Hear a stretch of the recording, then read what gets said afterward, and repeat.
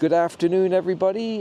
This is Jeremy Medeiros and JP Ruja coming to you from the first day of spring, official, out on Nonsuch Island, Bermuda. And you can see it's a beautiful spring-like day.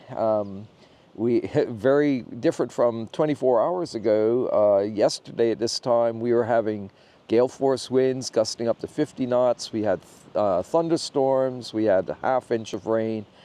So you couldn't have two more different days. And that's been the story of us. We've been able to carry out fewer nest checks out here on the islands than usual. Probably about only a third of much as what I normally am able to do. And that's because it is very dangerous and impossible, unless you have a death wish, to come out here when the conditions are really windy. Nonsuch Island is well offshore, and this beautiful, calm ocean turns into a raging maelstrom under that sort of wind. Very exciting things happening here in Nonsuch, though. We have a record number of already confirmed hatched Cahow chicks. The previous record was last year, 2023, with 19 chicks that hatched and fledged successfully from the 2 colonies here in Nonsuch.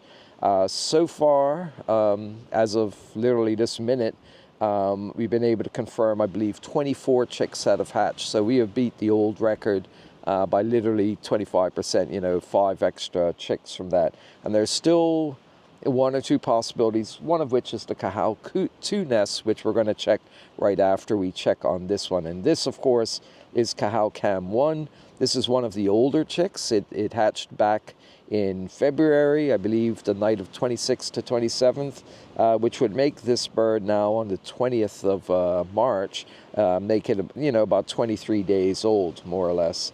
So over 3 weeks now. So we're approaching the 1/3 fledged stage, but these birds take 90 to 95 days from hatching until they fledge out to sea. So we're going to take a look, and the last check 5 days ago, it was 178 grams, I believe. It has been fed regularly.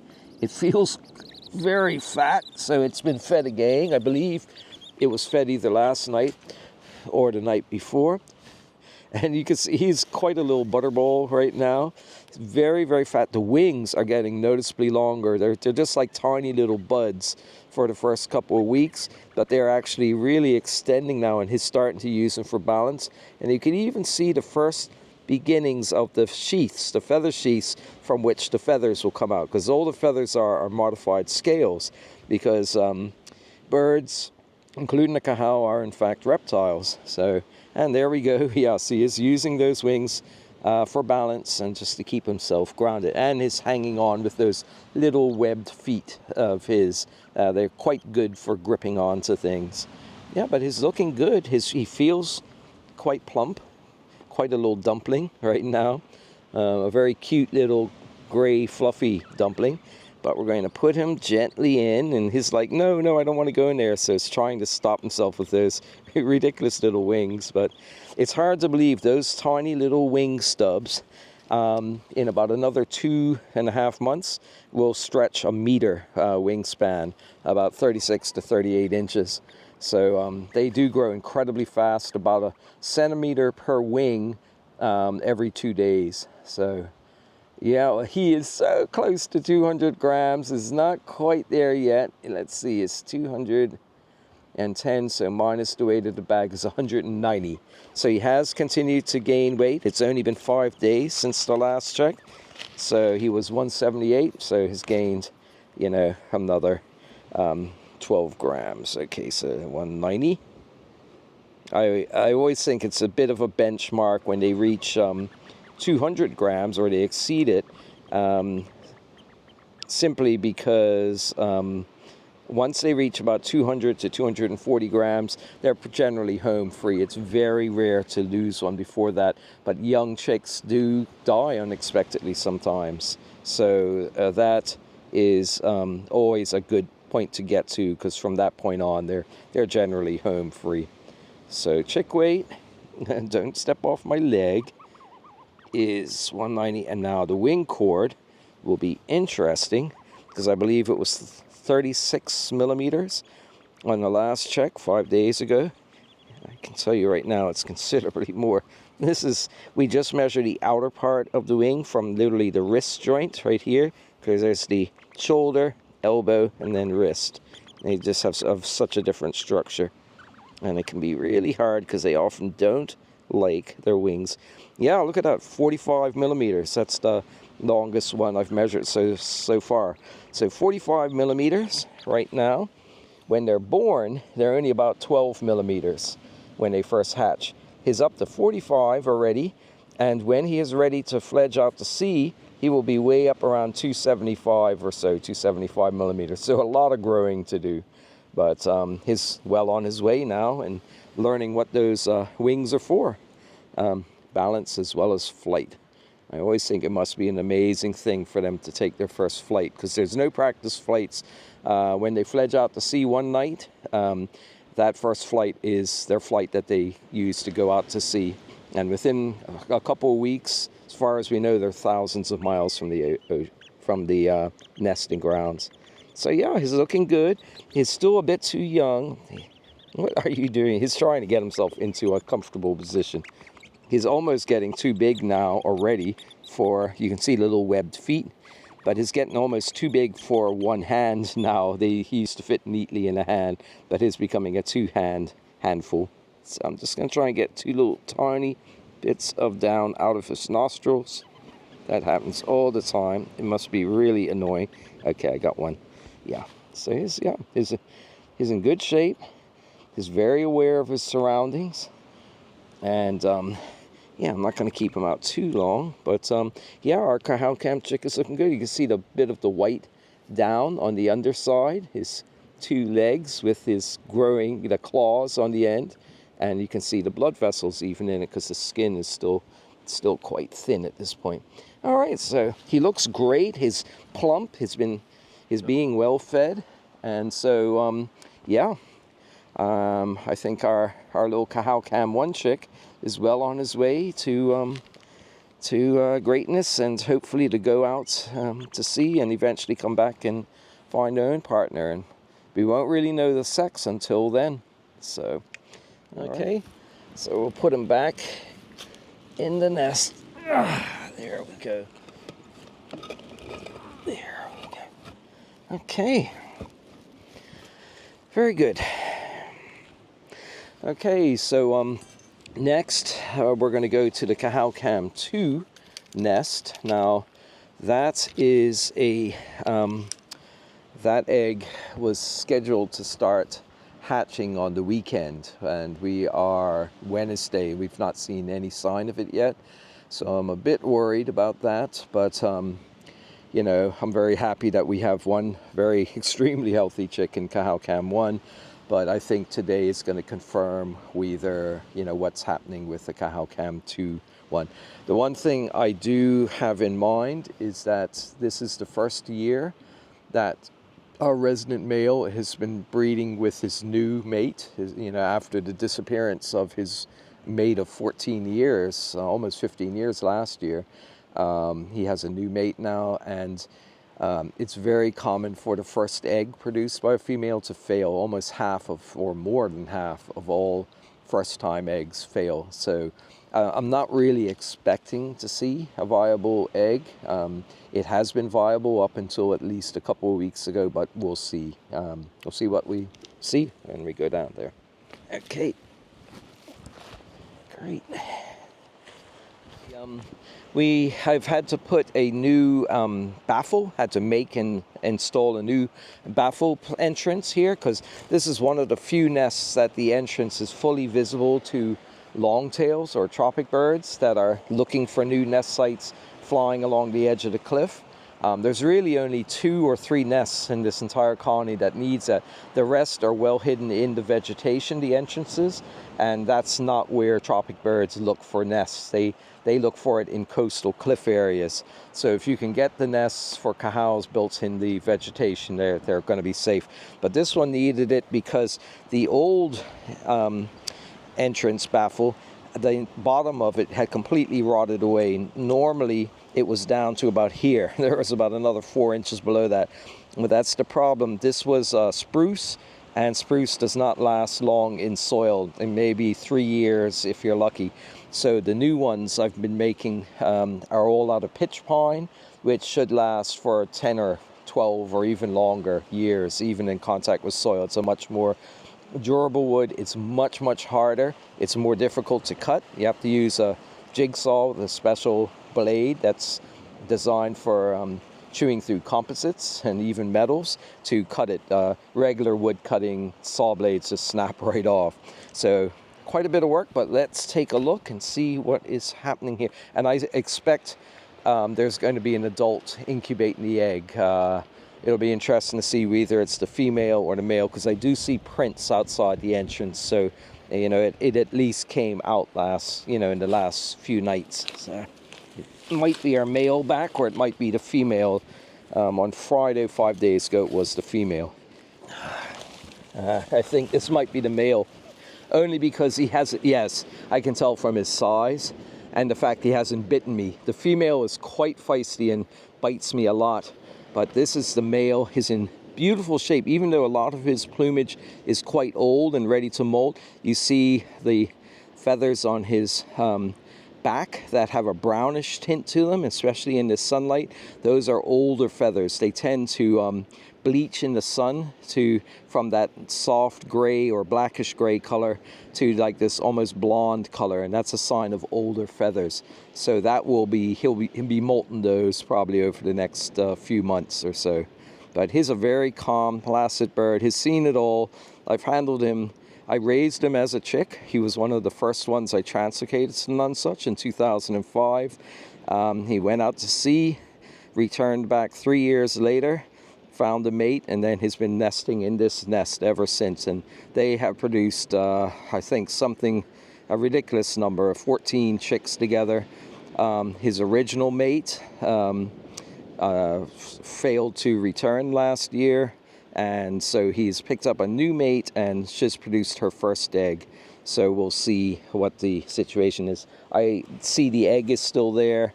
So it is not hatched yet. So that's not a good sign.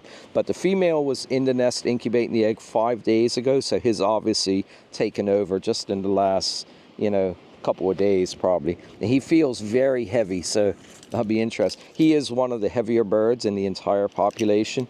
And I've measured him at up to 450 grams or more. I think his record was 470. And his over 400 grams now. That's very unusual for a male, or to be over 400 grams at this point at the end of incubation. That's usually when they're at their lightest, down to like 320 or so. He is like, let's see, minus the weight of the bag, 412 grams. So yeah, so he's probably just taken over incubation in the last 3 or 4 nights. It's undoubtedly the male, so it will be band number E0174, but I'll just confirm that. Yeah, I can just tell from holding them. Yep, and you can see it here, E0174. So yep, he is one of the most productive males that we have, in this entire population. And it's birds like him, pairs like him and his old mate, that really are driving the recovery of the Cahow breeding population. So I'm just going to tuck him away with JP to hold him, and then I will take a look at the egg and then take it out if I can get the flashlight to work. Yep.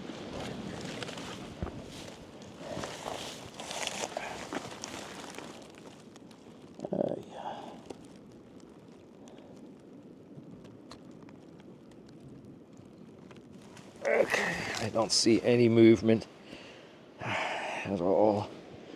No pipping. Yeah, unfortunately, I can now confirm that the CahowCam2 egg has failed, and it's failed very late in development. The embryo in there was almost fully formed. It probably, the embryo died probably with only about 5 to 10 days to go before it would have hatched.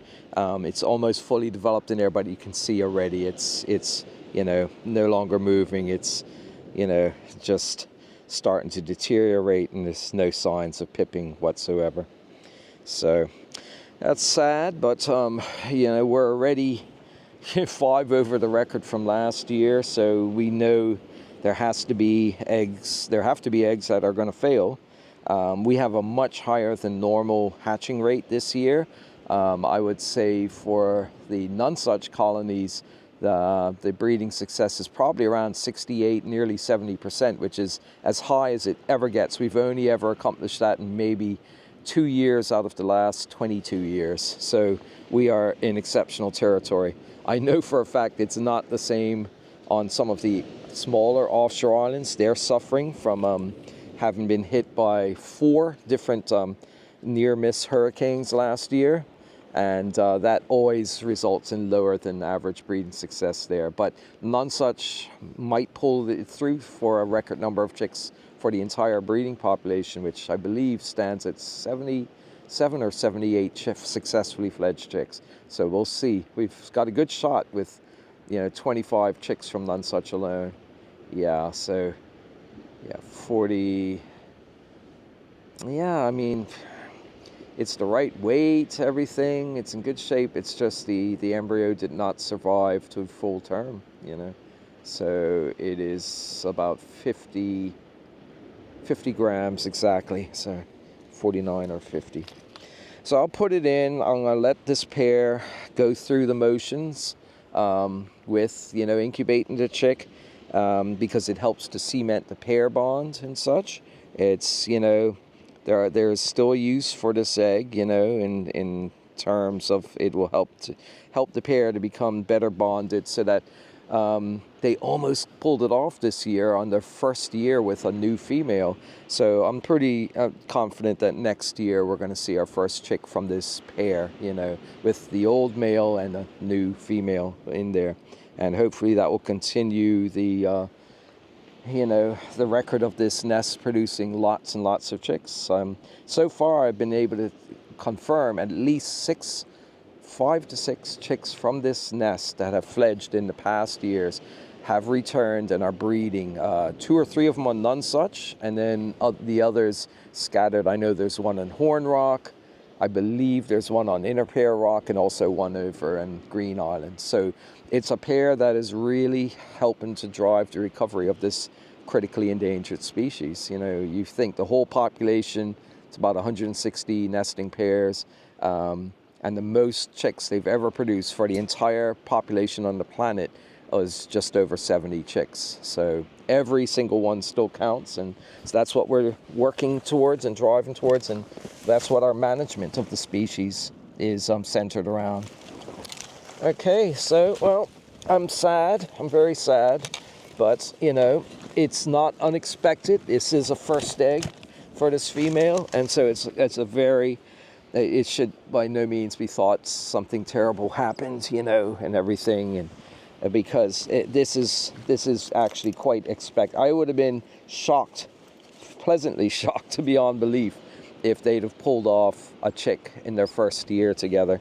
The fact that they haven't, they almost did, is a very good sign. So I'm going to put him in. He obviously can squeeze through his new baffle entrance. I'm making the baffle entrances just a tiny bit smaller from top to bottom, about 1/8 of an inch, because we did have a problem. Oh yeah, no problem, very easy. We did have a problem on 2, at least, of the outer islands with longtails, tropic birds, squeezing in through the baffles. And we know we've lost a couple of chicks out there, particularly on Horn Rock. Possibly as many as 3 chicks. There also seems to be one where that happened on Long Rock. So that's why, management is so important, and that's why these baffles, particularly on those offshore rocks, are real, a matter of urgency. And I've been building them on the rough, rainy, windy days. I've been busy with my jigsaw at home, cutting them out. And then whenever it's like this, I try to rush out and get as many of them installed. And we've already installed most of them on the 2 most vulnerable islands, which are Green Island and Horn Rock. And it's just some of the newer ones that I still have to do. And that's work I will continue to do tomorrow, in fact. So from JP and Jeremy on None Such Island, Bermuda, mixed news. Everything looks fantastic with the CahowCam1 chick and with the 24 other chicks on None Such Island that I've seen so far. We're going to be looking at a few more of them right now. But sad news for our CahowCam2 one, where they've obviously now lost their first chick, egg, probably just a week or so or less from hatching. So it almost made it, but that's a good sign for next year. So okay, so on this beautiful day, it makes me want to just lay down in the sun for a bit, but of course we never have time to do that. But from Jeremy and JP on None Such Island, Bermuda, everybody have a great day and enjoy the view.